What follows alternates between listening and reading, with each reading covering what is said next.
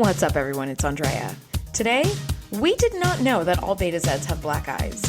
I'm obviously pissed that we have more dream sequences, and we asked the question, where are the stakes in this episode? Come nerd out with us.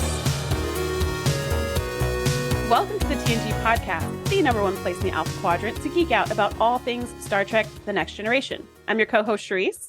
Hey, I'm your co-host, Andrea. Today we're breaking down Season 7, Episode 7, Dark Page.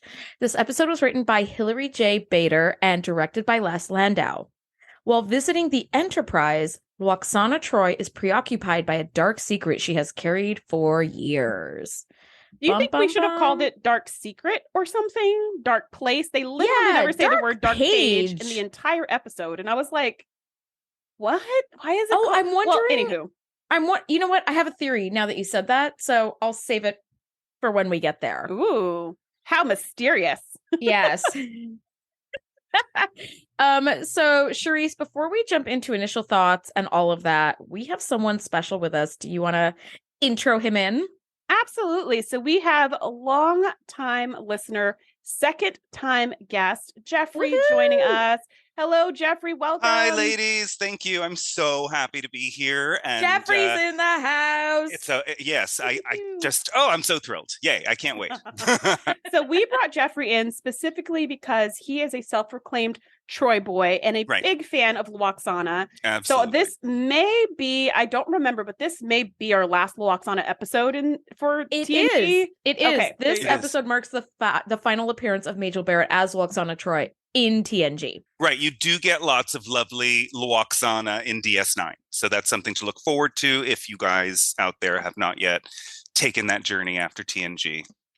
You know what? I haven't done DS9 for years. I mean, I remember watching it when it was like first airing.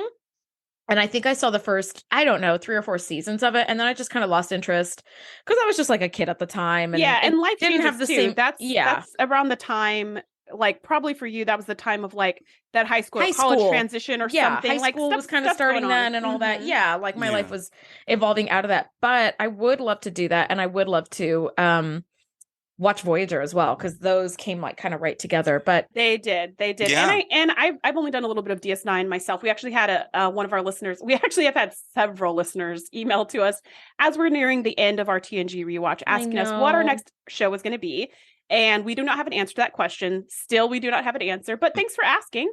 And a lot of people are suggesting DS9, which we have heard is one of the best, Star Trek's next to Strange New Worlds, which people are loving. Mm-hmm. So, those are definitely in the hat of ideas and options. But going back to TNG and this episode, we're going to start like we always do with our initial thoughts. And Jeffrey, since you're our guest, we're going to start with you. What were your initial thoughts going into this episode? So I've watched it a few times. I've been through TNG from start to finish like 6 or 7 times now, I think. Oh my God. In the last few years. Yeah. And you just started watching, to refresh our listeners from when you were on Starship Mine. You just started watching Star Trek like when the pandemic hit, right? Yes. But that's Star Trek crazy. It's just such a warm, like I found the community in general to be really welcoming. I joined a lot of groups on Facebook. I play this Star Trek game as well. And I'm now in the most powerful alliance on the server. Go me.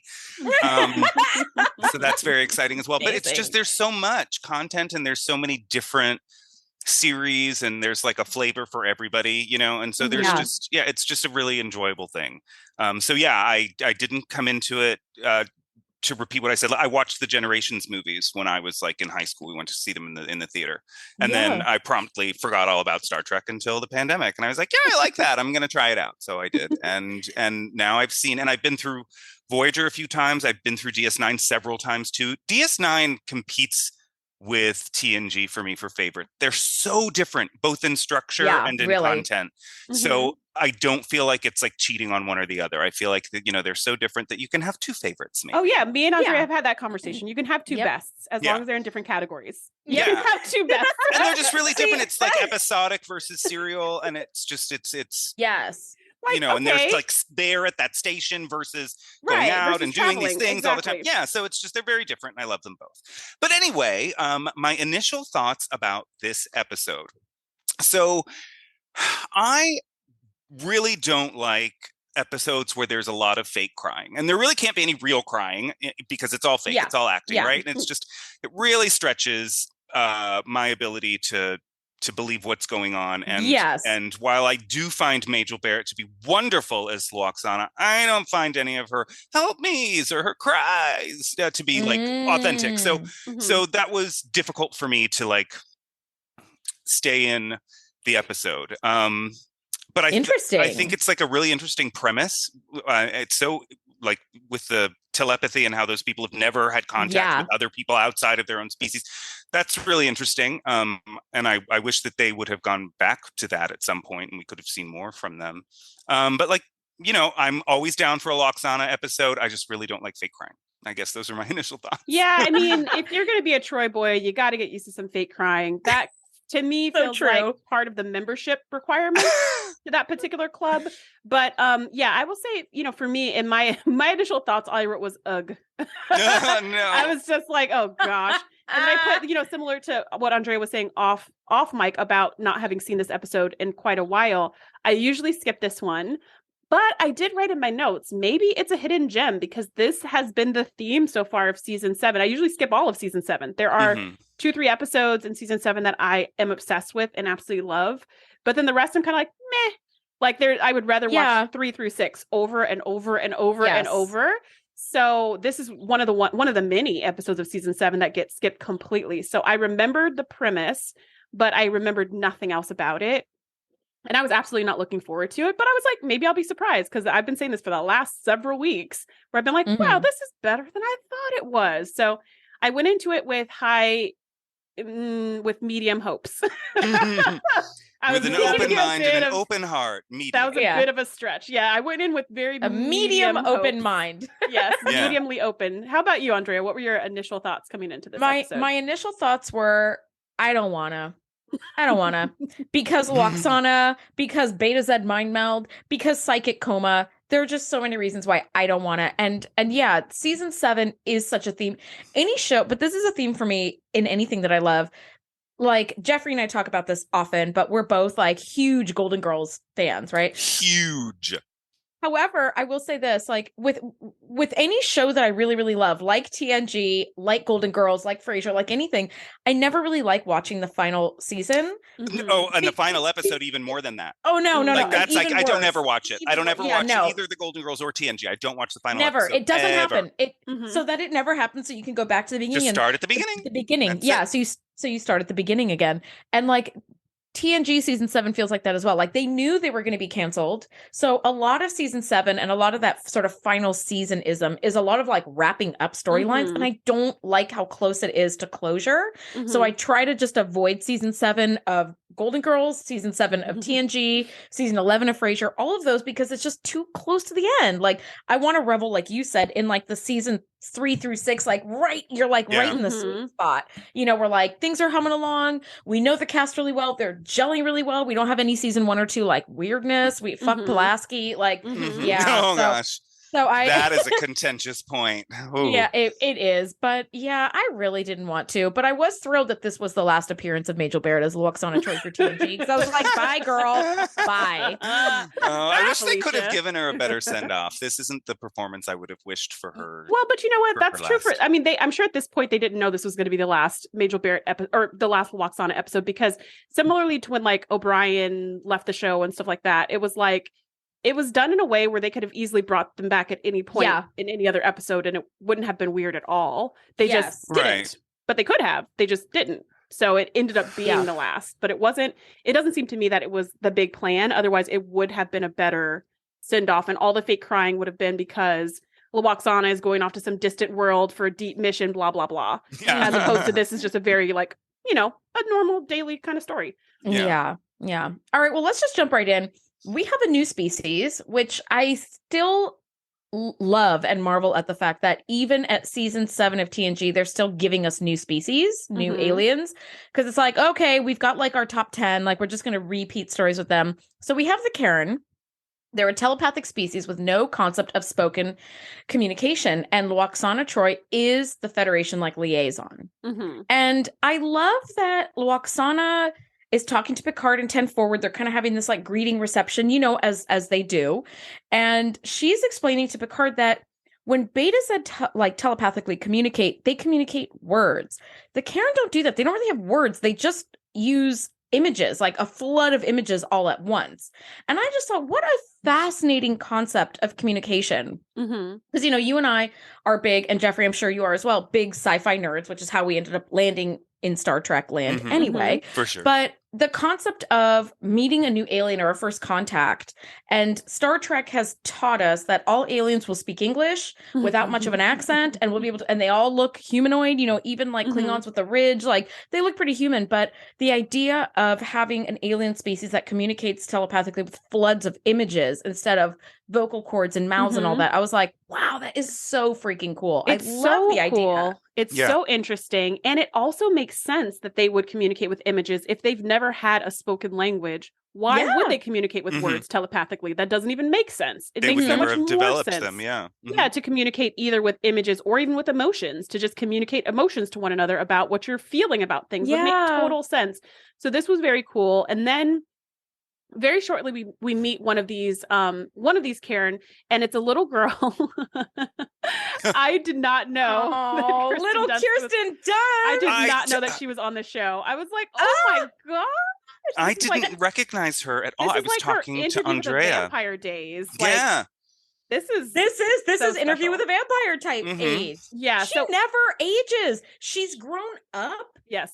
But she looks She's gotten taller. Her face is exactly the same. Yeah. She's just gotten taller. Yeah. So what I really like about what they did, to your point, Andrea, about this new species that only communicates telepathically, but now they're having to learn to be verbal so they can be a part of the Federation, is that they gave them some kind of technology, some kind of vocalizer that helps them make words.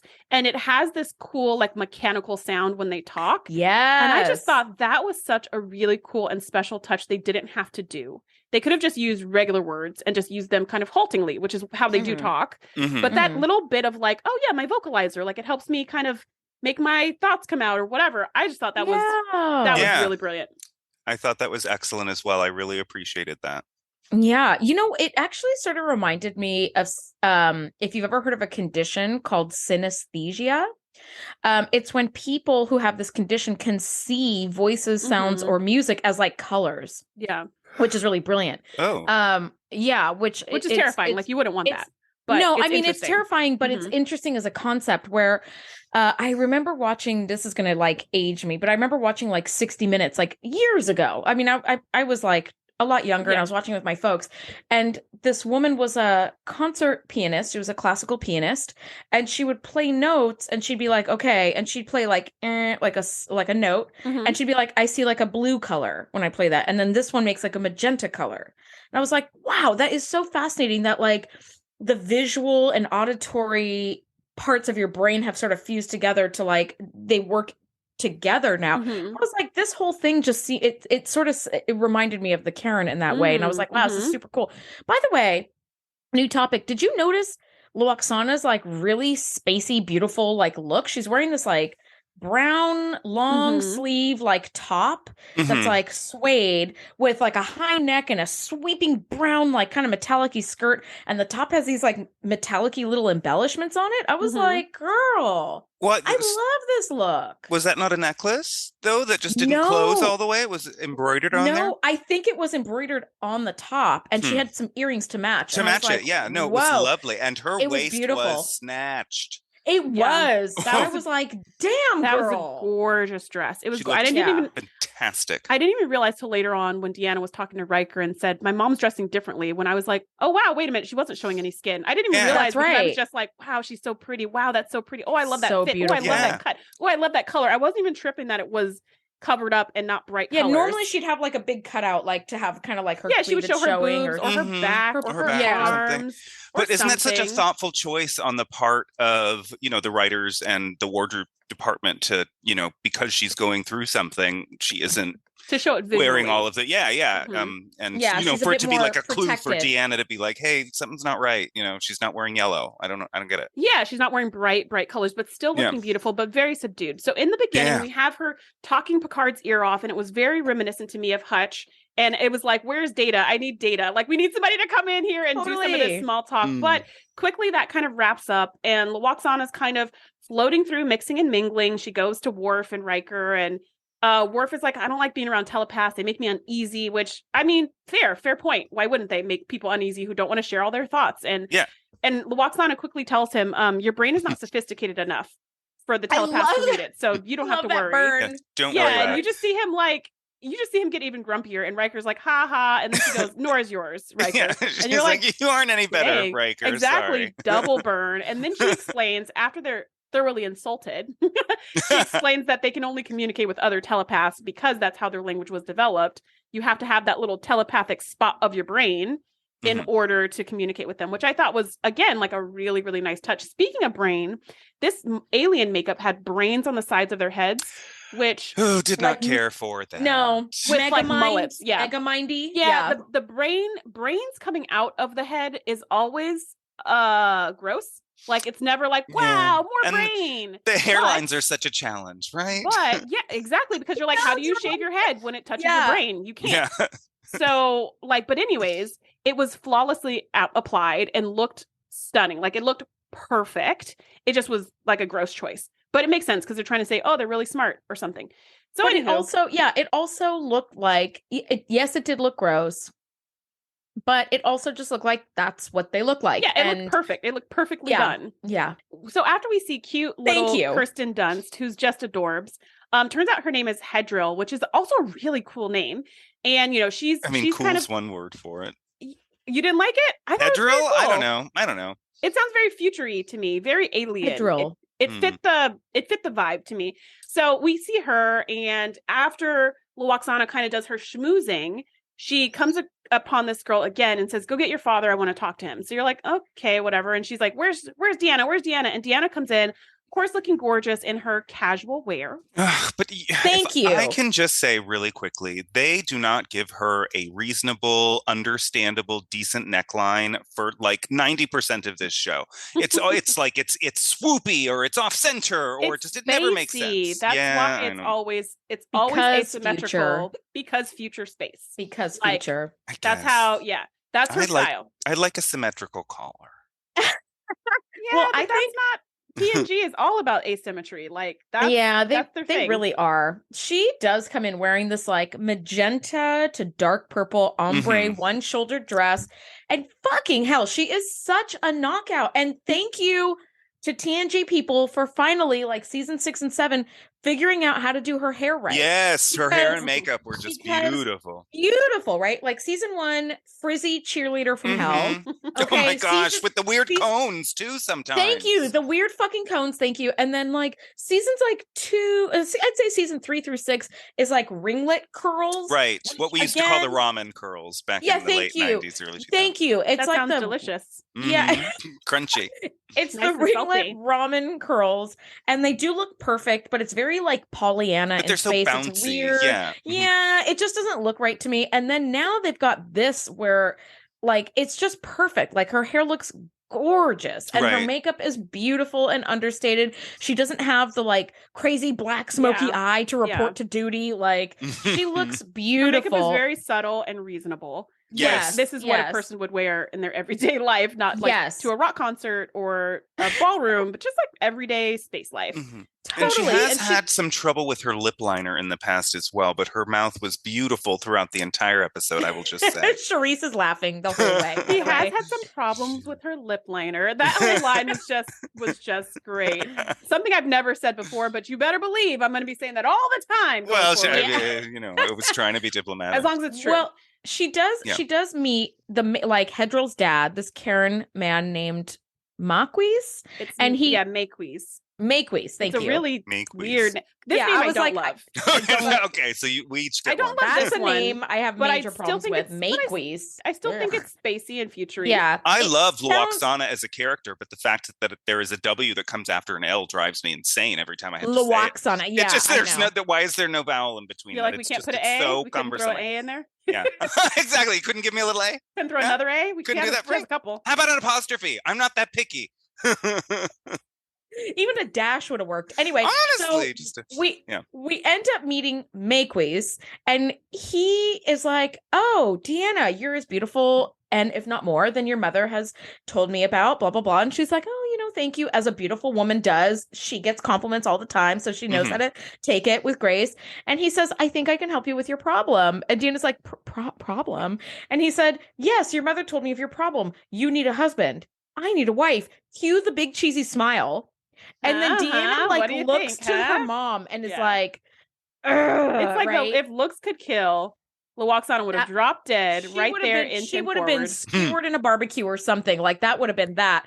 But then it cuts to credits. So we're like, okay, Luoxana she's going to be Luoxana-ing. She's up to her old tricks. Yeah. Same shit. She seemed to have like a little bit of like a passing episode. She seemed to kind of clutch her head. She's not feeling so great. So something isn't quite right with her, but she's well enough to be matchmaking with her daughter.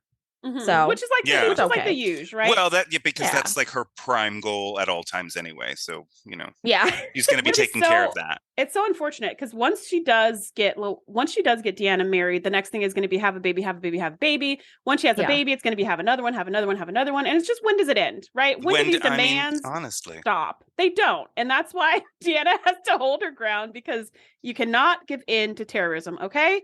Like the demands, we do not negotiate with Luoxana. That's right. We don't. Not at all. Not at all. No ransom. Nothing.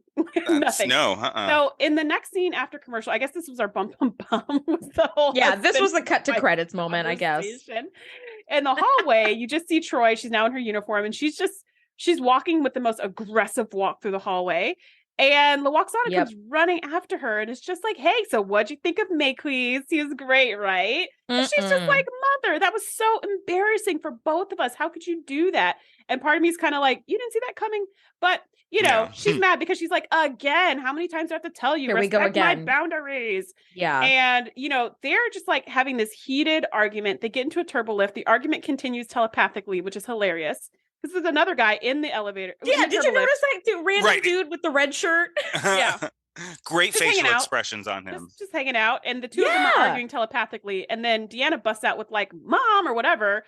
And then verbally. she says like, "Stop it," or something like that. And he's like, and Luoxana looks like, "I don't know what she's talking about." That's such a dick move. That is such a dick move. I'm sorry. Y'all have been arguing telepathically for a minute. You are irritating the shit out of your daughter. Your daughter finally outbursts verbally. And the poor guy in the turbo lift who has known nothing, he's basically just like trying to stay cool and holding a fart the whole time, right? He's just like, "Let me just be quiet and like just be here in the background." And she busts out, "Stop it, mother." And Luoxana has the nerve to act like she doesn't know what her daughter's talking about. So they get out of or actually, while this is happening, Luoxana seems to have like another episode where she kind of like, takes the very dramatic, like, point her finger like and thumb and that she's having. She does the sort of bridge on the nose, like, "Ow, ow." And Deanna's like, are you okay? What's wrong? And then red shirt guy is like, as the like door's closed. Yeah. He's kind of like, "Are you okay?" But he doesn't have any speaking lines. Otherwise, he'd have to get a SAG card. So we can't have that. So they got to get out of. They have to get out of the turbo lift, and that's when Luoxana is like, "I think I'm overtired and emotional. I've been working with the Karen. It's all like, telepathic overload. And tired. That's all." Yeah. And then she goes, "Deanna, I don't know what I would do if anything ever happened to you." And she's like, "What?"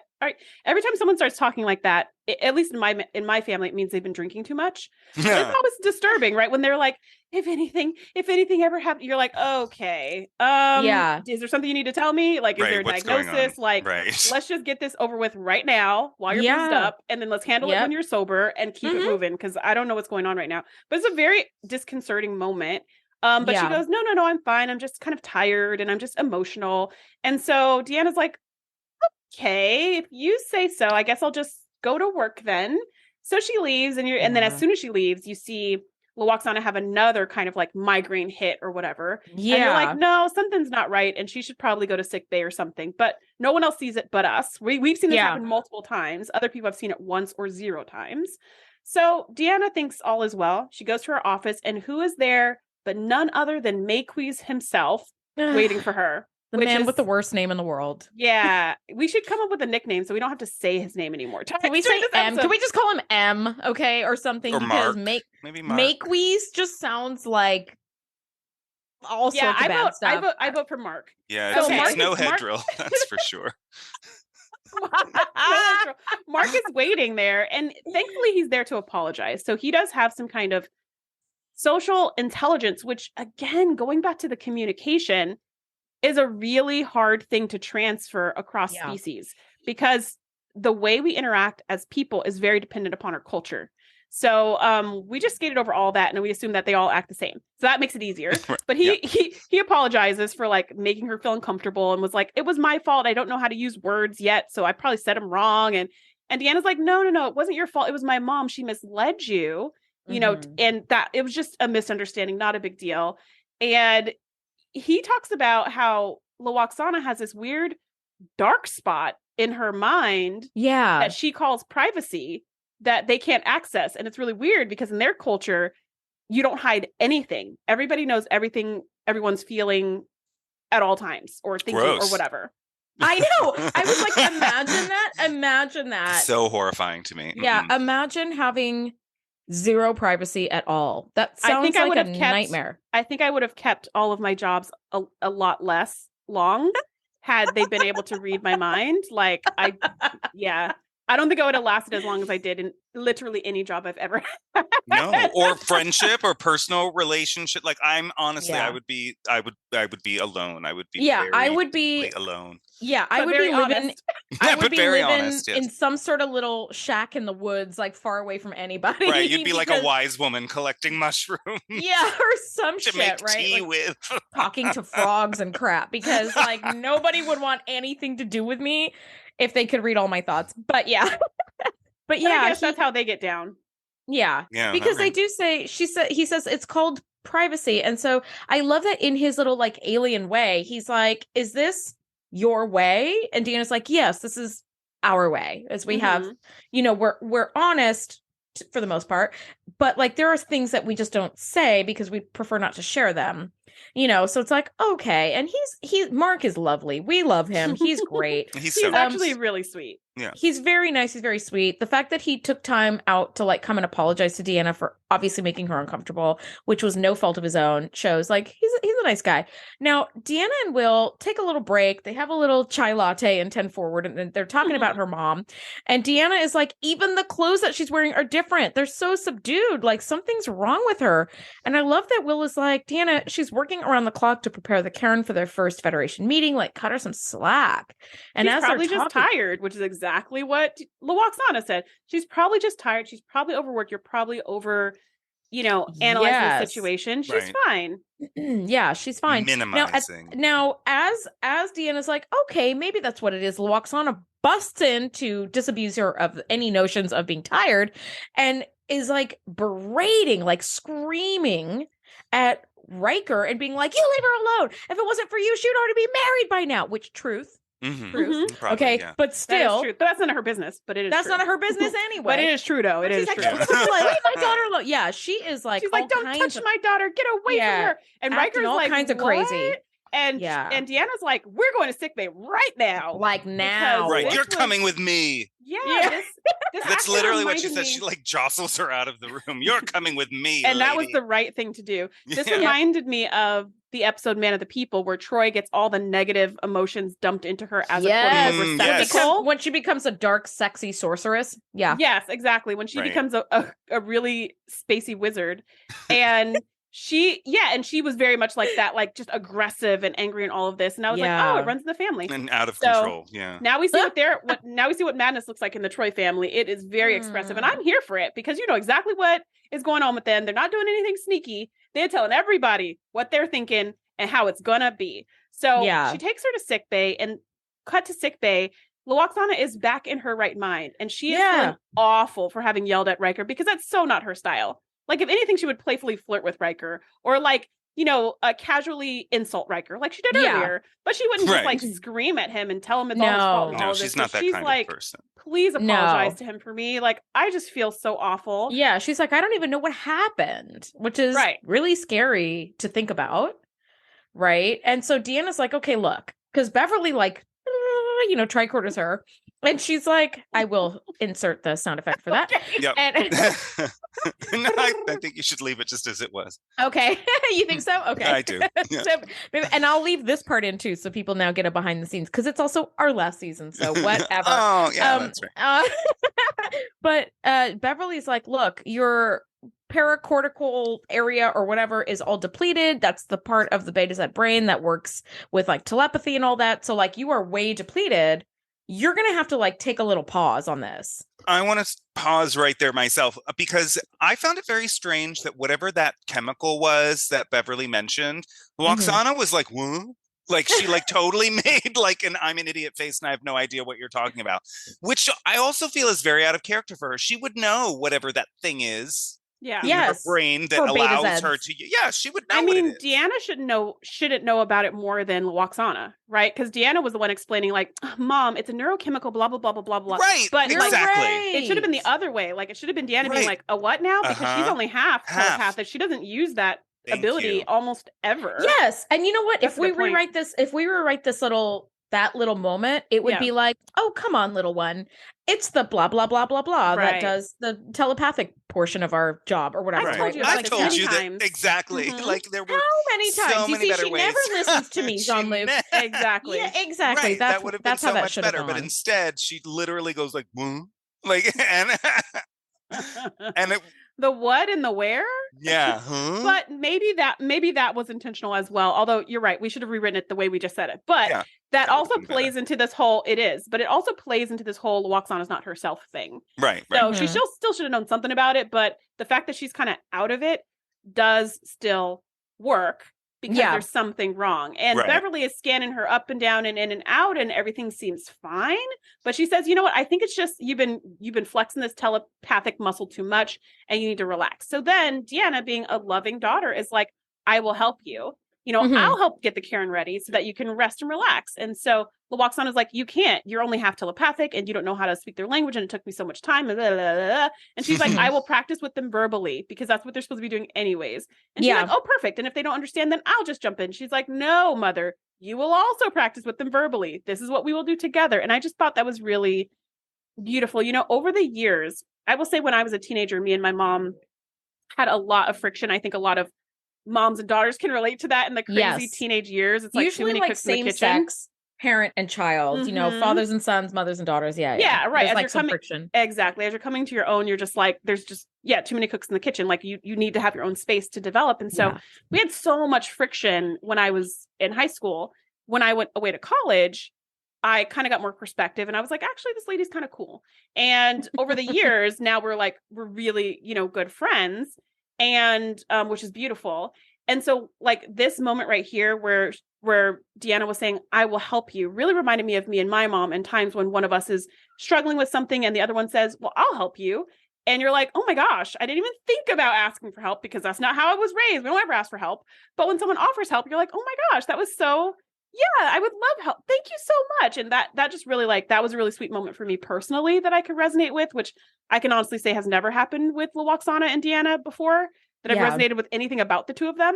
I know, Andrea, you have had some yep, this reminds me of, but for me, it's usually like, I don't relate to this, but this was really, really sweet. And I did appreciate that scene. Yeah, I love that too, where she was like, I'll help you, Mom. And no, you're not going to just telepathically jump in to save the sauce. Like when things get rough. That's the whole point of me helping you, is that you don't do that. Yeah, exactly. Yeah, we're not doing that. Now, Deanna takes charge.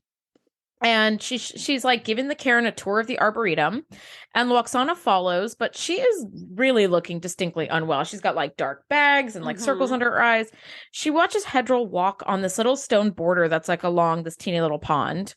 And then Hedril like slips and falls, and she, and the pond is like 6 inches deep. So the kiddo is like, oops, oh my gosh, my clothes are all wet. Shoes. Ha, ha, ha. Yeah, and everybody's like, walks back out. And as we look over, as everybody sort of turns to look at Hedril, we notice that Loxana is laying unconscious on the ground. And we're like, oh shit, like she is in a really, really bad way. So they rush her to sickbay, and she's not responding to cortical stimulators. And Picard you know, he's like casually unplugging her machine as he walks out because he doesn't have anything more to do with her. You know? Now You can Mark go about is like, this one of two ways. yeah. He's like, later, girl. Right? Now beep, beep, beep, beep. Yeah. So Luoxana is actually like, her body is fine, but her brain has shut down, except for the part that does telepathic-y things. And Beverly can't find anything wrong with her.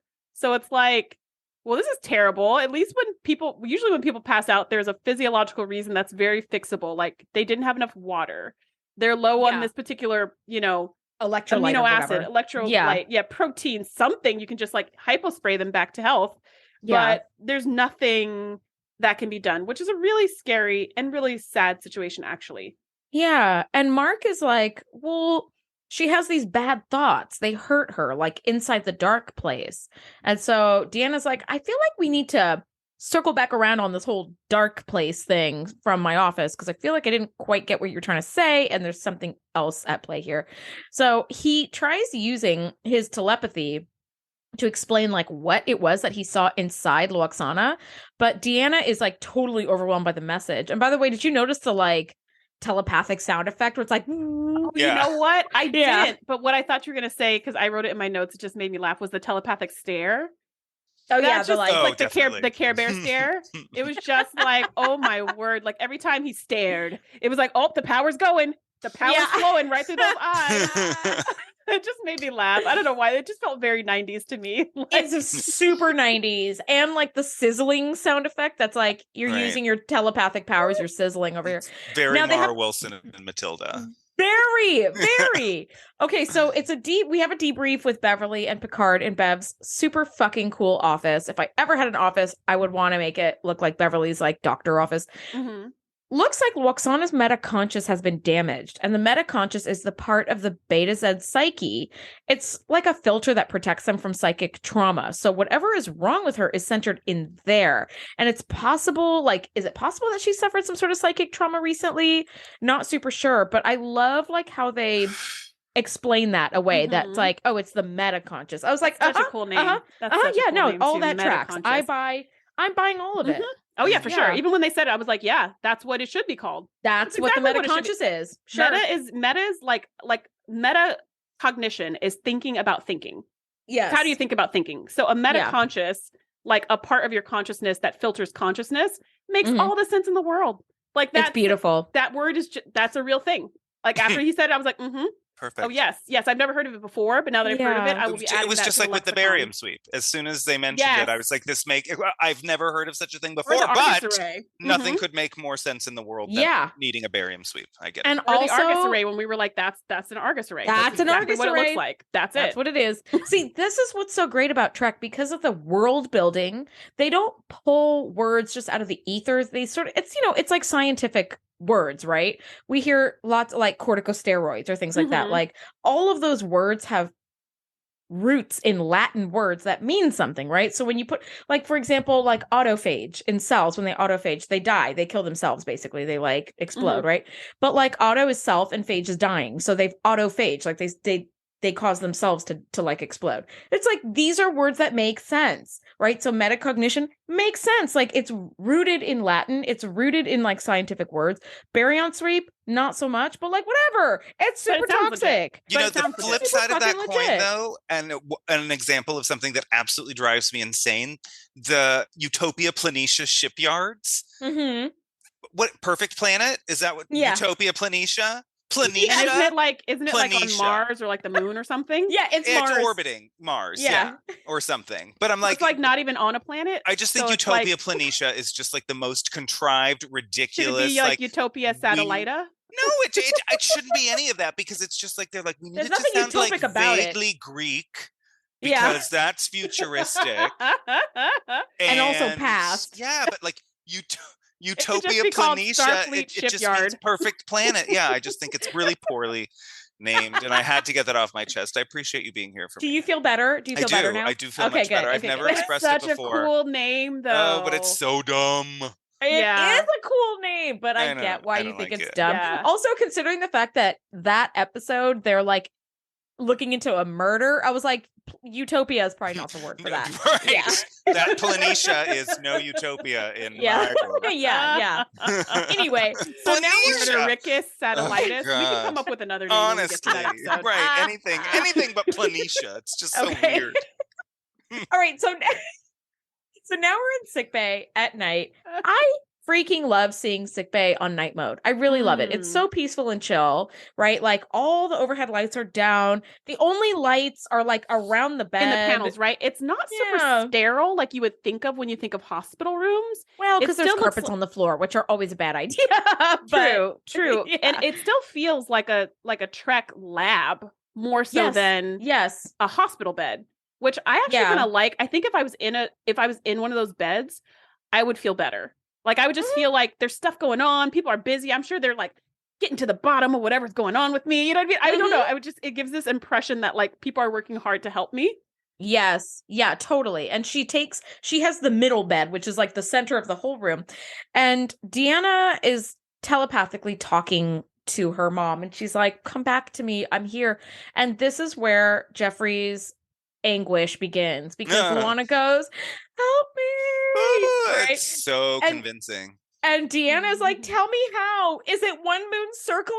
Right. What do I do? I can't see you. I have to tell you. Where are you? I can't find you. I can't tell you my secret until I see your eyeballs. Right, just say it. Where are you? I have to tell. Then do it. They told me I couldn't tell you the secret until I saw the whites of your eyes. Yeah, it's like, oh my God. Anyway, now Mark comes in while Deanna decides to take like a side bed.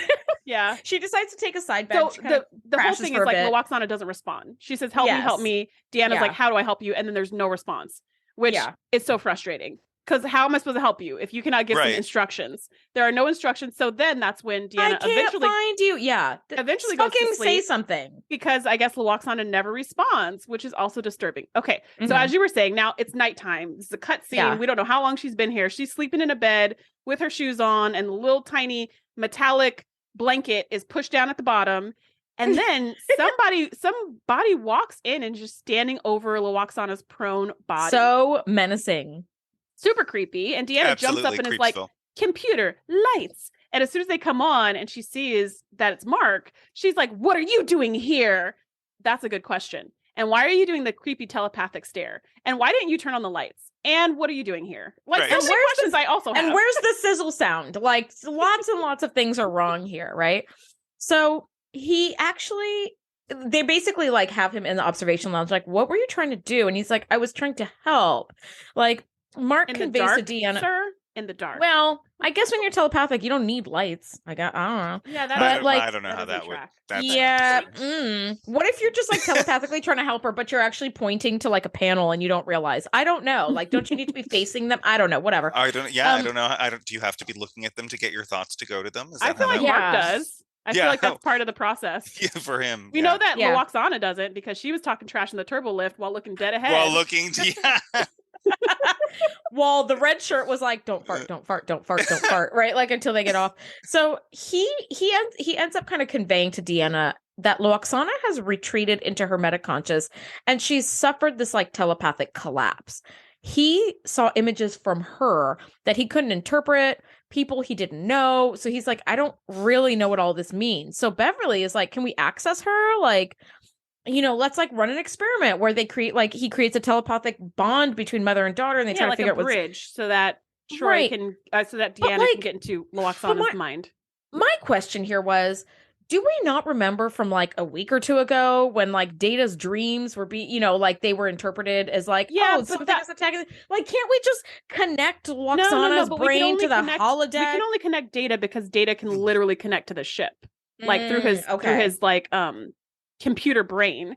That's the only reason. Okay. Like, we never done that with anyone else. We couldn't do that with anyone else. That's the only reason we were able to get away with that. That's what I was thinking. I was Reg like, connect linked her with the ship's computer, didn't he? He did, but that's when he became smartified. That was an alien that connected him. That's true. Yeah, it's a very 'cause he got different situation. I smartified. was being sneaky and cheating. I'm sorry. And you know how I Thou feel about shalt that, not Jeffrey. cheat. Yeah, Okay. don't cheat in your Star But Trek that would have referencing. been cool if we could have done that. But no, we can only do that with Data because they literally plugged him into the holodeck. Yes. So with Loxana, the only way in is telepathically. It makes no sense for Mark to go in there because he doesn't understand whatsoever. any of the references and he can't communicate. But it makes all the sense in the world for Deanna to go in there because she'll probably recognize the people. She can talk to her mom in one way or another. So they're like, okay, we're going to do this. You're going to be the bridge. You're going to do the Care Bear stare with both of us and connect us. Right. And Deanna's going to investigate Loxana's metaconscious and pull her out if possible. So everyone's in sick bay. They're monitoring it. They say, hit it, Chewie. And then Yep. Deanna wakes up in another dream sequence, basically. And I was like, oh, I know. Oh, no. The dreaded fish islands. And it was dark. So it was a creepy version of it. And you hear this creepy growling and like splashing water. And I was like, ooh, is this going to get deathy? That's what I was wondering. Like, is she going to like turn around and find herself in a room full of water or something like that? But none of that happened. But that's what I was thinking. I was like, how scary is this going to get? Like for Deanna to push her out. And it actually didn't get that scary at all. No, it sort of like it suggested that this is supposed to be scary, but it was not scary. Yes. Yeah, right? totally. Like, you're very scared by this, aren't you? Kids. And I'm like, no, I'm not scared by this. Not in the least. I guess they were still keeping their family-friendly thing apparent because they have done scary stuff on the show before. And this wasn't it. Yeah, so this in any is case, not scary. Yeah. She walks around, wanders the hallways, sees a wolf, gets chased into some random room by the wolf, and then she finds her dad, which I thought was like a really cruel thing for her mom to do. Yeah. Not that her mom was being cruel. Her mom was just trying to protect her own psyche, memories, whatever. But I was just like this. Because, Andrea and I have spoken about how we both lost our dads when we were younger. And in this situation, it just feels like you of all people, mom, would know how painful it would be to bring this person back to life. To do this, And then to have them sit here and be like, stay with me, honey. This is our only chance to be together. Remember all the good times. Let me sing you your favorite lullaby. It just was like... It was messed up. It was messed up. But you know what? I did think it was weird that the dad was like, Deanna, stay with me a little longer. We'll never have this chance again. Why not? Why can't you Vulcan mind meld with your mom any other time when she's like better? Like when she gets better? And then like talk to your dad then. Like, I think though, because this is her metaconscious, I don't think Loxana can actively control any of this stuff. It's just like her mind reacting. So I think in her normal state, she can't just induce these memories and invite Deanna into them, or vice versa. Like, I don't think they have that innate ability. So, but I don't think that's why her dad said that. Her dad was just trying to keep her there so she didn't go exploring to find the secret. Yeah. Right. But that was something that I think Loxana's subconscious, I mean, that's what the point of that fantasy or whatever you want to call it was. It's a barrier. Like, don't go keep investigating. This is better for you and you like it and you'll stay here and that's fine. Right. And I think it points to how desperate Loxana is to keep the secret, not only from Deanna, but from herself too. That is a really brilliant point, Jeffrey. Like, yes, it does perfectly sort of encapsulate, like, she is so desperate, like her metaconscious is so desperate that it's pulling out like every dirty trick in the book. Exactly. To get her to stop. Damn, I didn't even think of that. Thank you, Jeffrey. Wow. Like, super insightful. I mean, I don't think she had control over that. And I think her brain was just, It was reacting. It was running away. It was reacting. And it was really... And so Deanna has to leave because she has to basically choose between staying with her dad, who she hasn't seen since she was 7. And who's a really good singer. Who is an unusually good singer. Yeah. Or like, saving her mom, which is the whole reason she's here. So with tears in her eyes, she walks out and walks away from her dad, which I was like, oh. But thankfully for us, the second she walks out, the tears are gone and she's just fine. Yeah. But I'm like, I would still be a little messed up from that. Like, I think I'd be huffing and puffing and like some stuff walking away from that room.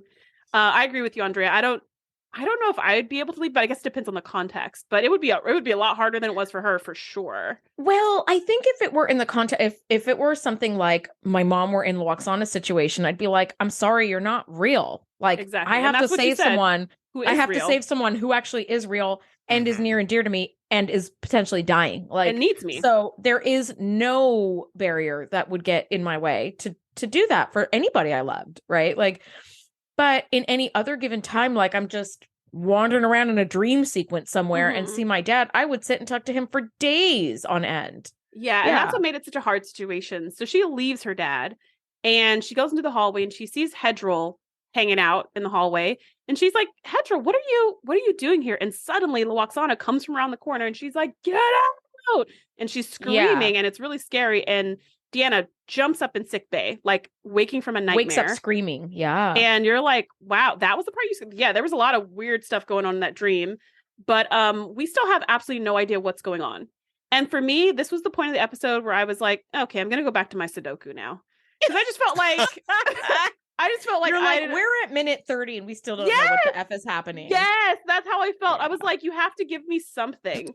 And right now I have nothing other than something's wrong with Lwaxana. I knew that at minute 2. I knew that at minute 4. I knew that at minute 12. Like it's just been a cascade failure, but like with no clues. Right. I just feel like they don't create like a sense of urgency, or like the stakes just don't feel high enough. You know, like I get that something's wrong, but like even the scary things aren't that scary, you know. So it just, the whole thing feels like you might be right. Mountain out of a molehill. And the stakes are really that Lwaxana could die, right? But the way they do it is a slow, exactly. It's such a slow burn of like, well, if we don't figure this out, eventually she won't wake up, as opposed to like what we usually have on the show, which is killer virus. We have to get the antidote to them within 16 hours. But for some reason, our warp can't get there for 15 hours and 59 minutes. And it's very like, you feel the pressure. This one we is have very 47 minutes to wake Lwaxana up, or we never will be able to. You know, they have to like... Yeah. Yes. Yeah, you're totally right. Because it's like, this could go on indefinitely. We don't know, right? So they end up sort of coming together and creating a plan where they're like, Beverly was like, does your mother keep personal logs or journals or anything? And Data's like, you know, we might be thinking too sort of linearly about this. Yeah, too literally. That's right. It's like a person in the dream may depict some fragile part of the mother. Like it may not be as straightforward as it's just Hedril in the dream. It could be a child that symbolizes innocence or God knows what, right? So in the mother's quarters, Deanna's going through her things and she finds some clues. You know, she's basically looking for clues as to what is driving this condition. And I think it's really cute that the mother, and this is cute / creepy, that Lwaxana travels with like a cute little like locket that has like a lock of Deanna's hair in it. It looks like a perfect ringlet curl. Yeah. And I was like, it's really sweet that you want to keep your daughter close like that. And also, what the fuck is the deal with people wanting locks of hair? Why can't we have a picture? So Victorian. Just like we have a picture of the dad. Why can't we also have a picture of Deanna? Thank you. But do you know that they used to weave projects and wreaths and things like that out of hair, with people's and you would hair. frame that. But wasn't that because there was a lack of synthetic fibers? Wasn't that the reason we just didn't have polyester at the time? Oh, that might. I don't know. Are we also suggesting they didn't have like yarn? Like just the real wool stuff, like wool, you know, from a sheep. Well, I mean, they did make a lot of stuff with hair, like a lot of stuff with hides and with hair. But like when synthetic fibers came along, I guess that's by the way. Well, I bet some creepy people still do it. It is. Okay, so I will tell you, one of my uncles was like a celebrity hairdresser in like the 90s or whatever. And he did like Tom Jones was one of his regulars. Oh. And my mom was like, I love Tom Jones. It's not unusual. You know, she was like doing that whole thing, right? Except with her accent, she's like, it is not unusual. Like, really? My mom is adorable. She's not busy being Lwaxana. Anyway, but my uncle like sent my mom a package and in it had a lock of Tom Jones's hair. And he was like, look, it's like the celebrity you love. Like I like swept up some of the hair that I cut. And my mom was like, what the? Why in God's name? Hair? And she threw it away immediately. She's like, don't ever send me people's hair in the mail. This is so weird, you know? And when my mom told me that story, I was like, oh, I was so grossed out. She probably could have sold that on eBay for a pretty She penny, absolutely could have sold that. Could have. However, it was gone like on a vacation. Yeah, maybe. It was like in the 90s before eBay. However, yeah, every time I see a lock of hair, I'm like, but is that Tom Jones's hair? It's not unusual. Yeah. Well, and that was a very long lock of hair. I'm like, I feel like I would have been really pissed if she cut that. I'm like, maybe maybe it was baby's first haircut. Like that's what it could have been in the locket because.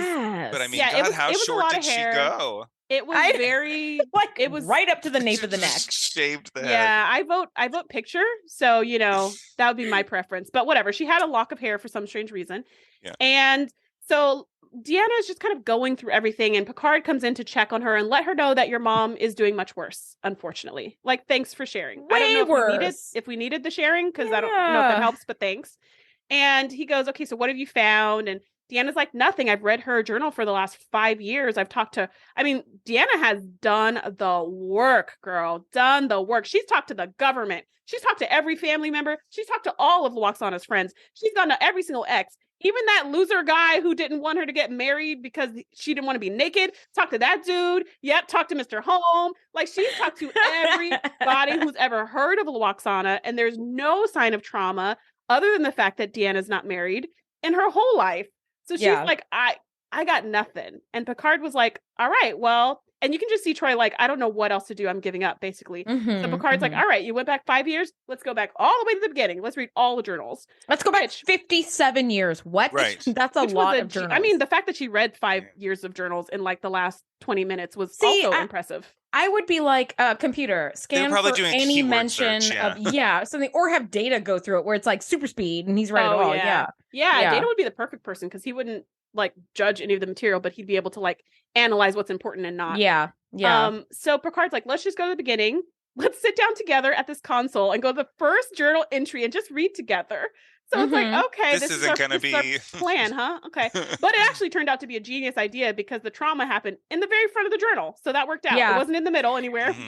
You know what it sounds like? It sounds like Harry Potter and the Sorcerer's Stone, where they're like, who's Nicholas Flamel? I've looked him up in all the like wizarding giants of modern era and this and that, like biggest wizards of the 20th century. And it turns out he's from like 1562 or some shit. And he's it's on like, the back of a frog card. That's the only way to find information about this guy. Yes, but like you got to go like way back. So it is not like the entire episode they're talking about any kind of recent trauma, which makes sense because Lwaxana's been busy Lwaxana-ing for the last 7 fucking years on the ship. And you're telling me this trauma is just now coming out like 35 years later? Like I would also think it must have been something recent. Yeah. And even to me, 5 years is like an excessive amount of searching. I would think in the last 5 weeks, maybe 5 months. So 5 years to me is super due diligence. But Picard's like, let's take it all the way back to the first journal you got. And when they see it, it opens up with her getting married. And then there's a 7-year gap. And then it's like, and Deanna was born. And there's a whole chunk missing. Yeah. And Deanna's like, excuse me, hold on. What happened? That's weird. That's not, she's so diligent about her journaling practice. And Picard says, actually, these entries were deleted by your mother. So we're like, aha, maybe this is the trauma. Unfortunately, it's all been deleted. So how could we possibly find out what this is? To which Deanna says, aha, I've got to go back in her mind, which again, actually makes sense because she could have gone back into her mom's mind at any point, but she had nothing new to add, nothing new to find out. Like there's no guarantee we wouldn't have had the exact same situation happen again or worse. Right. Or her mom got worse from her going in there again. Right. But now she's got a hunch. Yes, now she has something to work with. Some kind of something. Yeah. And again, I'm like on puzzle 2 of my Sudoku at this point. See, I actually was just better. See, just like I was like, okay, I was actually on board with this where I was like, okay, I think it was a great hunch of Picard to be like, let's go way back and be like, there's this huge gap of 7 years in her journal entries and they were deleted by Lwaxana herself. So she's clearly trying to forget something. Yeah. She may not be trying to hide something, but she's trying to forget something, right? Yeah. And Deanna is like determined to go back in. So Mark reestablishes the electricity connection. He does the Care Bear stare between mother and daughter, and she's back in the hallway. Hedrill's got the wolf. But when Deanna tries to tell her to be careful, the little girl's like, who's Hedrill? And she does look a little different. She doesn't have the brain head. She just has normal hair and big black eyes. Yeah, like big black eyes. Yeah, her eyes look different. I thought too. I was like, they must have given her like eyes. Yeah, like blackout contacts. I did not notice that Betazeds had black eyes until like I was reading just like some random article and they were like, well, and as everybody knows, Betazeds have black eyes and that's why Deanna Troy's eyes were black. I'm like, what? And I went back and I was so sure. I'm like, I'm gonna go back to episode 1 and I'm sure that she just has she fucking does not. She has black eyes. They are black. See, I did not notice that ever. Until it was pointed out to me. No. Mm-mm. Yeah, I just realized that Hedril had like olive black eyes, and I was like, that she looks kind of different. Yeah. So now Hedril, who's not Hedril, goes like walking off, and Deanna follows her to this like hallway that like just opens up into space, which I was like, oh great, more dream sequence fucking bullshit. Like I hate shit like that. Next you're gonna see flying toasters. Like this is so stupid. A crow. And you're gonna be like, Data? Fucking crow. Data, are you here, buddy? Or a goddamn crow. Thank you. So yeah, and then oh my god, all the carpet is now astroturf, and they're playing soccer. It's like what?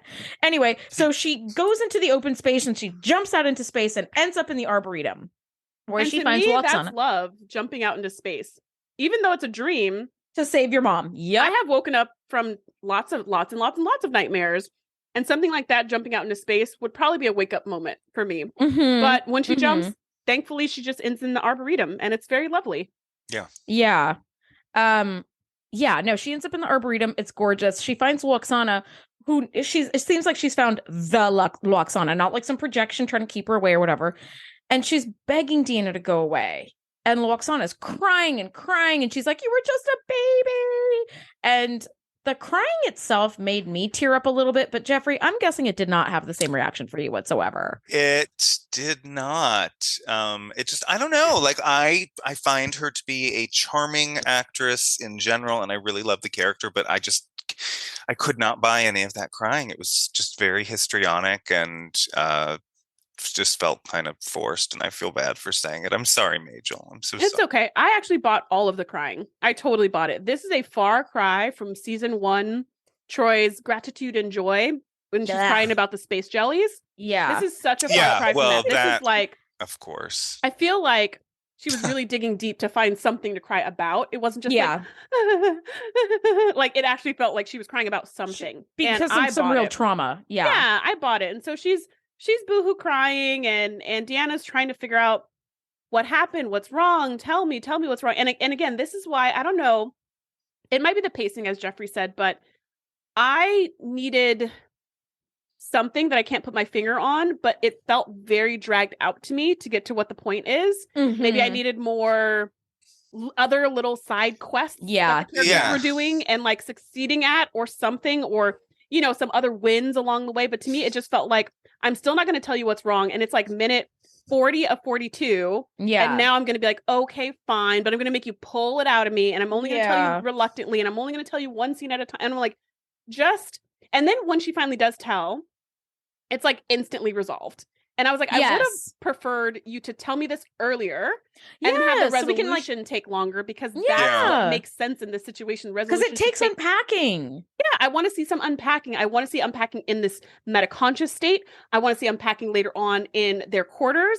I want to see unpacking as she's getting on the transporter pad and like moving forward. Like I want to see her on the road to recovery, not some kind of synthetic, I've recovered 90% just from this conversation right now, because this has been hiding in her subconscious and her metaconscious for 35 years. She's going to need more than like 10 seconds to get over it. But in any case, at this point in the story, we're still going, I don't want to tell you. I can't tell you. And then she kind of flashes back to a memory. So now it's not the Arboretum. It still looks like the Arboretum, but it definitely looks like another place. Like a botanic garden or something. Like a botanic garden, and Dad's there, and there's some other little girl, and there's some baby there, and the baby's crying, and the little girl has a dog, and she's like, Mom, can you walk with me with the dog or whatever? And the baby starts crying, and then the real Lwaxana, who's standing next to Deanna, rushes over to the baby, and she's like, oh, Deanna, what's wrong? And so Deanna's like, okay, that's me. And then who's this girl? Who the hell is that girl? And then she's like, Kestra, not right now. And she's like, please, Mommy. And Deanna's like, what? What now? This is a whole nother human. I never even knew. Right. I have a sister. Totally mystified. And what is going on in this scene? And so you just see the girl like with the dog. And then you're like, okay, what's going to happen? And then it's like, boom, the flashback's over. And Deanna's, and Lwaxana's crying again. And Deanna's like, tell me, you have to tell me. And I'm like, oh my gosh. Like, again, just, I wish this scene would have happened. I wish it would have just happened. And then we could have just spent more time unpacking it. That's what I wish. 100%. Now, it seems like the dog got away and Kestra ran after it and she died somehow. And I'm like, hello, can somebody tell me how this happened. Cause I'm like, in my mind, as a little kid, I heard the sound of running water. So I'm like, did she fall over a waterfall and die? Like, what the fuck happened? She fell into the lake. That's right, but how deep was it? And she just drowned immediately? Like, because... Well, she could have hit her head when she fell. That's usually, you can drown true. in 3 inches of water. Yeah. You're unconscious. So she's a little kid. She's running she's running with her dog. Something happens. She drowns in the lake. And then mom and dad find her. Does she drown though? Yeah, I feel like she drowns because they kept having the splashing water sound. Yeah. What triggered her was when Hedril fell into the pond. That's what made her, pass out. Well, I think she says Kestra fell into the lake or something. The dog got away. No, she said the dog got away. Why did I let her? Why wasn't I paying more attention? I'm the one who let her die. That's what she says. Yes, because like Deanna was crying, and so Dad and Mom both turned to pay attention to Deanna and lost sight of Kestra for like a hot second, and she went over the waterfall or something, or fell into the lake or whatever it was, and died. And then hit her head. And like cut to Ian, who I didn't know that was Deanna's dad's name. Ian and Lwaxana are holding each other and crying there. And in my mind, I was like, why are there no paramedics swarming around? Why are there no whatever? Right, nobody's trying anything. Yeah, they're just like, oh, can't they bring back anybody? Oh god, yeah. I was like, huh? Okay, but this is what it boils down to. Maybe she washed away. Maybe it was a waterfall situation. Okay, see, this is what I'm saying. I want to put this out to you guys, the listeners.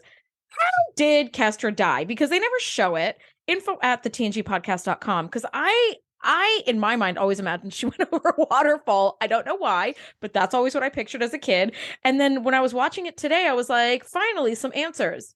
Wait, where's the answers? There are no answers. There are no answers. Even in this, there are no. All we find out is that they took their eyes off of their daughter and she died. And then it was so painful. And she died when she was about 7. And it was so painful that Lwaxana just deleted every single entry from the moment she was born to the moment she died. So that way she didn't have to go back and relive the pain of losing her. So that's all they give us. They don't give us any more details. And again, like, we could have gotten more unpacking there. We could have gotten more details there. Like, there's more they could have done with this story. Anyways, so at this point, Deanna's just being really comforting and listening to her, which is perfect because she's a counselor. This is exactly what you need in this moment. Thank God your daughter's a counselor. So she was just sitting and talking to her and saying, that I just found out that I had a sister, and she seemed like a really joyous and happy and wonderful person. And through tears, Lwaxana is like, she always woke up with a smile. She was so great. Da-da-da. And Deanna's like, well, I would love to know more about her. Don't you want to remember her like that? I would love to remember her like that and get to know who she was like that. You're doing yourself a disservice and her a disservice by only remembering the painful loss. And kind of erasing the beautiful woman, the beautiful little girl that she was. And she's like, Lwaxana's like, I don't know how to do that. She can't forgive herself. Yeah, she can't forgive herself. She can't let it go. She can't move on. She can't just remember the good times. She can only remember this pain. And so Deanna says, you need to think of her and tell her how you feel or something like that. So she thinks of her, and then Kestra shows up, the real Kestra, not Hedril. The real Kestra shows up, who's adorable. Who is not played by Kirsten Dunst. Yes. Like a different looking, super different actress. Yeah. And very cute. Basically she says, I'm so sorry. She gives her a hug. And then Kestra's like, I have to go now. And she's like, I know. And then Kestra disappears. And I was like, see, this, like, all of this should have been more time. Less time with the, I just can't tell you. I'll tell you, but I can't tell you. Less of help me. Right. Yeah. Less of the help me, less of all of that. And this part right here, her talking to her daughter, or even just holding her daughter, even her just holding her daughter and hugging her and telling Deanna, like, I remember this about her. I remember this about her. I remember this about her. And just going through things that were beautiful and wonderful, and when you laugh, sometimes you remind me of Kestra, just things that could have been really cathartic. Yeah. But instead she gives her one hug and then she disappears. And then they just wake up out of the meta-conscious holding hands, how the F did they start holding hands when they're both unconscious? Well, they were telepathically linked. I mean, obviously they could sort that out. So what? This is the part of the episode that I didn't like. That's the perfect answer. That's the perfect answer, Jeffrey. You're like, they're telepathically linked. They could figure it out. I think so, right? Like, yeah. No, I mean, I totally get that, because I was like, has nobody in sickbay noticed that their hands have moved and now they're clasping hands? But okay. Yeah, you're right. Like, it's very 90s television to process a trauma with a hug and be like, I have to go now. And the mom's like, I know. And then that's it. And it's like, I'm sorry. We have really smoothed out all the rough edges on emotional trauma, which is a very jagged and spiky thing. It is very layered. It's very nuanced. It is not a matter of deciding you're going to let go of your guilt one fucking time and then your guilt is let go of. You know what I mean? Like, it's all that, like, you got to let go. You got to release. And it's like, cool, I did it. I released. Now I'm free. It's like, I released part 1. There may be a sequel. Right. Yeah. I agree. But I don't mind the 90s smoothing things over in 30 seconds if they would have had a little more context and cushion around the smooth over. Yeah. Like, I would have liked to dramatically shorten all the dream sequences. I think she could have gotten right to it that first time. The wolf, the space, Picard, whatever. The dad, yeah, all Jump that. into the Arboretum, find out what happened. Boom, we're at minute 35. Now we find out what happened. Now we can't get her out because, or even this, instead of reliving that traumatic memory, maybe she's reliving happy memories with her daughter and she doesn't want to leave. That would have been much more interesting. Like, I'm not leaving. I'm not leaving my daughter. I can't leave her again. I can't be without her again. Like, I don't want to leave these happy memories. That would have been so interesting. And then when you could, tease apart the guilt and the pain because it was so happy and all of these things and trying to untangle these complex emotions. Yeah. And then bringing her into the real world. It reminds me of Barclay and his hollow addiction. It's kind of this idea of like, yes, but this is fake and it helps, but in the long term, it hurts. So let's get you back to the real world where it mostly hurts and doesn't help that much, but you can process through it over time and we'll do it together. Mm-hmm. To me, that would have been a much more compelling story, a much more sci-fi story, a much more like hopeful in the sense of pain and trauma has a lot of facets and we're exploring the facets. Mm-hmm. This was just like, it just was a really long, really bad dream sequence that ended with a very like, okay, mom, I gotta go. Okay, bye, honey.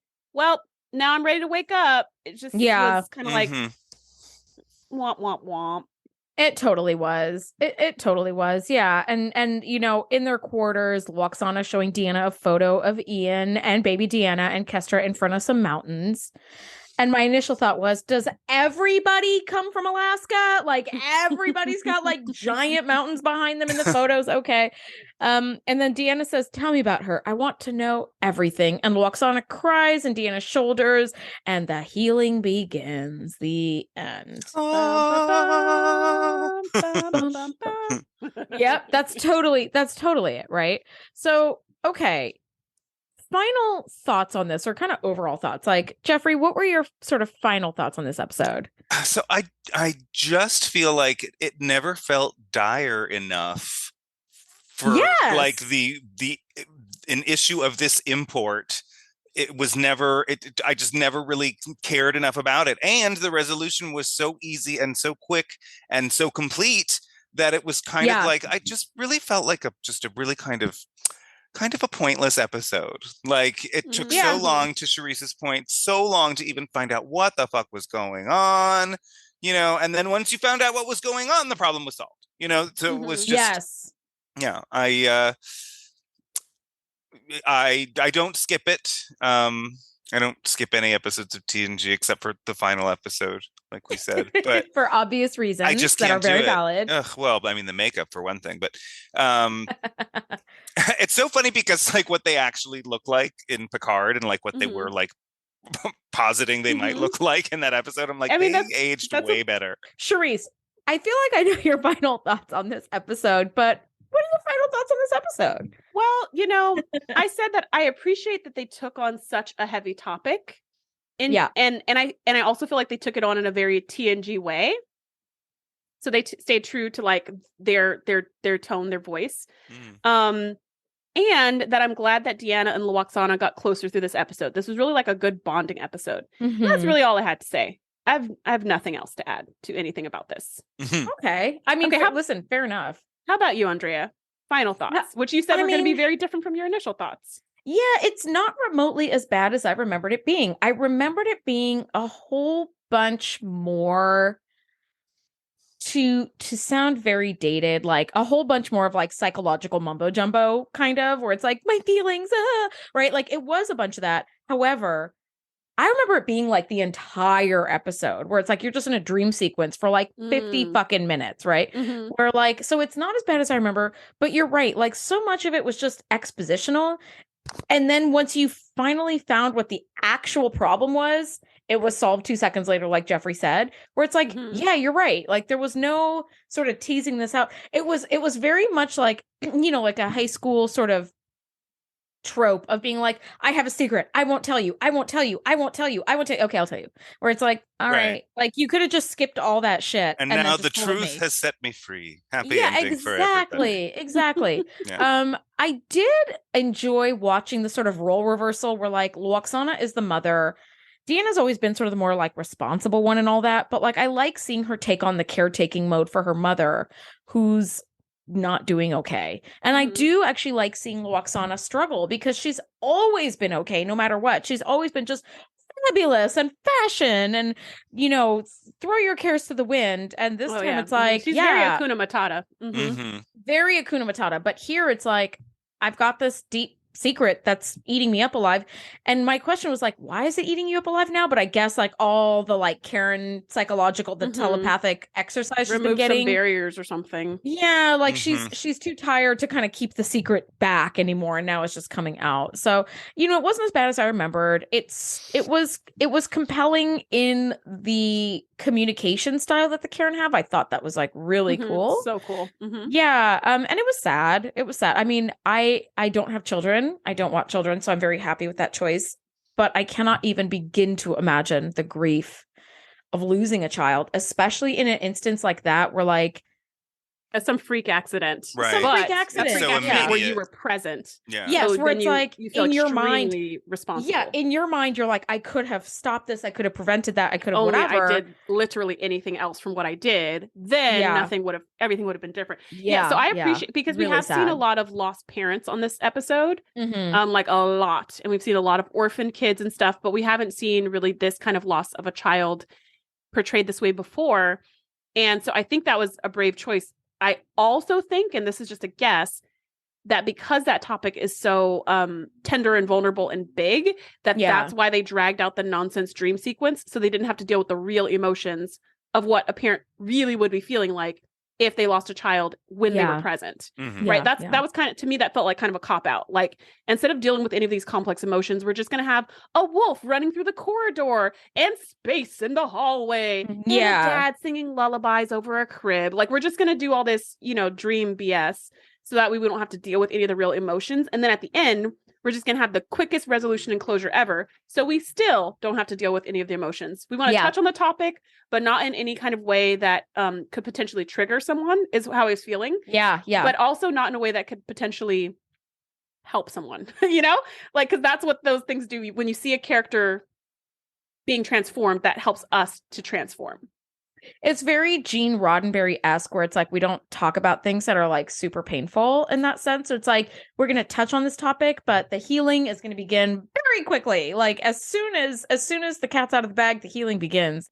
Yeah, so it's just kind of, I don't know. I would have loved more from this episode, and I would have loved to see, like, with some of that unpacking, I think it could have been triggering and helpful because you could see how another parent gets through it or doesn't. You know, you can see how she starts the process, and maybe it's like, and we heard that before with the Manchurian Candidate episode when Geordi was like brainwashed and he was sitting in Troy's office at the end, and she was like, this is just a beginning. Like it is going to take a while. It's going to take a long time for your brain to be like unscrambled, for you to be able to trust your own memories and trust your own thoughts and function again as a human. Something like that as well in this episode as part of the unpacking, where they're sitting in the quarters talking and Deanna is saying, this is going to take a while. You've had this pain for so many years. You haven't been able to process it, and now you will. And I'm not going to lie to you. It's going to be painful. It's going to suck, but I'm going to be here with you. And you know, some of these things could have helped someone who's potentially triggered by this episode be like, oh, maybe there are people in my life who could help me. Maybe I could get a counselor. Maybe, you know, something that gives you that, like, that connection to the episodes, which is why we love the episodes.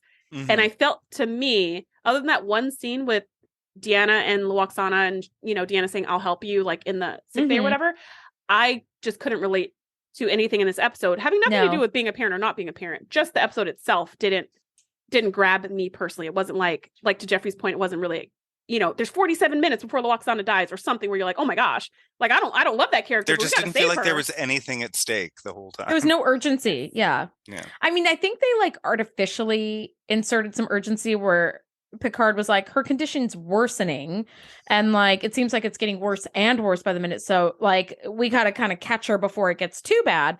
But like even then, it's like, okay, like. What can we do? Yeah, if only she would freaking tell us what's going on instead of like, help me, stay away, don't come near me, I need you. Okay, well, you're sending a lot of mixed messages, girl. Right. Like, I idea how to move forward for you. I'm so sorry.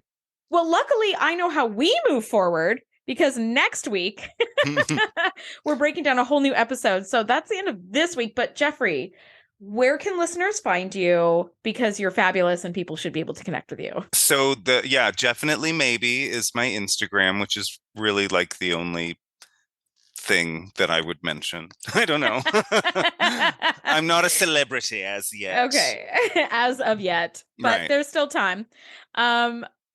Thank you so much for just coming and nerding out with us on a second episode. I know that you're a self-proclaimed Troy boy, and I was like, if there are more Troy episodes, we just need Jeffrey to come and help us make sense of the madness because it's too much madness for me. I'm like, I'm out. Too much madness. No, it's my pleasure.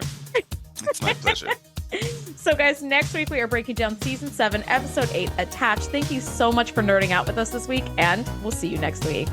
Bye. Thanks for geeking out with us. Be sure to join the crew at thetngpodcast.com to be the first to know when we do our live shows or host events exclusively for our members. We'll see you next time.